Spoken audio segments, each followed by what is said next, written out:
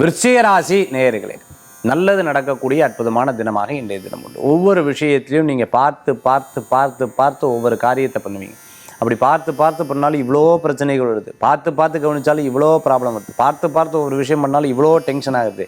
ஏன் சார் என் லைஃப் மட்டும் இப்படி ஆயின்னு இருக்கு? அப்படி கிடையாது. நாள் நட்சத்திரம் எல்லாமே இருந்துட்டு இருக்கு. குடும்பத்தில் சின்ன சின்ன ஃபைட் வந்துச்சுன்னா அது மற்றவாட்ட பகிர்ந்துக்கிண்டு நீங்கள் இப்போ எடுத்து சொல்லலாம், தப்பு கிடையாது. பட் உங்களை பற்றி கிண்டல் கேலி அவங்க பின்னாடி பண்ணிட்டு இருப்பாங்க. அதனால் யார்கிட்டையும் ஃபேமிலி சம்மந்தமான விஷயத்தை பேசாதீங்க. அதே மாதிரி பஞ்சாயத்து பண்ண விடாதீங்க. நீ வந்து பேசுறியா, நீ வந்து பேசுறியா, நீ வந்து பேசுறியான்னு சொல்லிட்டு மற்றவர்கள்ட்ட பேச வைக்காதீங்க.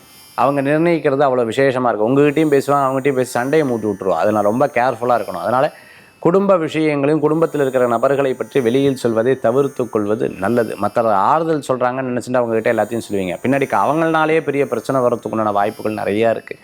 நண்பர் கூட இருக்கிறவங்க ஏதேனும் ஒரு விஷயத்தை சொல்லிவிட்டு அதை அப்படியே நம்பிடப்பட, கண்ணால் பார்ப்பது போய் காதால் கேட்பது போய் தீர விசாரிப்பது மெய்ன்னு சொல்லுவாங்க. தீர விசாரித்து ஒவ்வொரு காரியத்தை எடுத்து பண்ணிட்டேன்னா நல்ல பலன்கள் கூடி வரக்கூடியதாக இருந்து கொண்டு இன்றைய தினத்தில் இரவு நேர பிரயாணம் வேண்டாம். மற்றவங்களை பற்றி காசிப்ஸ் வேண்டாம். பெரிய ஒரு விஷயத்தை நினைத்து இல்லாத விஷயத்தை நினைத்து கவலைப்படுறதை தவிர்த்துக்கிறது நல்லது. இன்றைக்கி பிள்ளையார் வழிபாடு பிள்ளையாரை போய் ஒரு 11 தடவை பிரதட்சணம் பண்ணிட்டு வாங்க. அற்புதமான பலன்களை கொடுக்கக்கூடியதாக இருக்கும். சாகசங்கள் ரேசிங் எல்லாம் பண்ணுறதை தவிர்த்துக்கிறது நல்லது. இன்றைய தினத்தில் விருச்சிக ராசி நண்பர்கள்.